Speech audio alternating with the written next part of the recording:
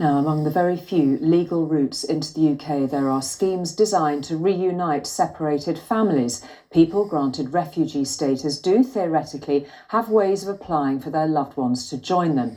But ITV News has heard from charities who say the system is failing those it's designed to help. Sarah's spoken to one family whose eldest son now faces deportation to Rwanda. Separated from his parents for years, he turned to a people smugglers in desperation. Trying to build a new life together in Glasgow after escaping the war in Syria, the Fahy family were granted asylum in Scotland 3 years ago. But there's one person missing, their eldest son Mohammed, who is now facing deportation. The whole family is suffering. His mum, his sisters are all struggling to comprehend the fact that he may be moved to Rwanda. It doesn't make sense. The Home Office know that his whole family's here. So instead of reuniting him with them, they're separating him, sending him somewhere else, Rwanda. Because he's over 18, Mohammed couldn't get a visa to join them. In desperation, he said he crossed the channel illegally on a small boat. Speaking from a detention centre near Gatwick, he tells us he's at breaking point, traumatised by what's now happening.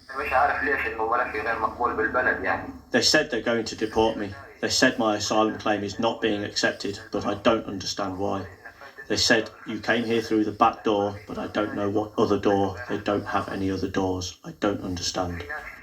The Afahis are among thousands of families separated by immigration rules. Family reunion visas are one of the only safe routes to the UK for refugees, but charities warn that the Home Office has a backlog of applications. It can take many months for a decision, and there's strict criteria too.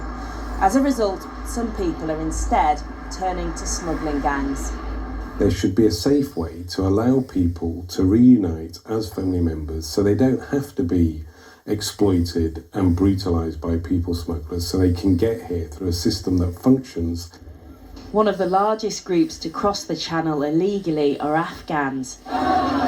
When Kabul fell to the Taliban, families were separated in the chaos. 3 years on, despite thousands being resettled in the UK, many left behind still have no way of reuniting. Farhad was airlifted to safety without his parents. So when do you think you might see them again? I have no idea. No idea. People you love are not safe, so then you can't really think about your own safety and stuff. Your mind and your heart is just still with them and thinking about them and all the time. Ministers reject the claim that a lack of safe and legal routes is driving people towards smugglers. Look, I just don't agree. We have to have a situation in the UK where if you come to the UK illegally, you're smuggled here, you know from the outset that your case is not going to be successful. And that's why this government has fought so hard to get the Rwanda bill through. Back in Glasgow, this is a family suffering. The separation is crushing. They're caught in the middle of a toxic political debate.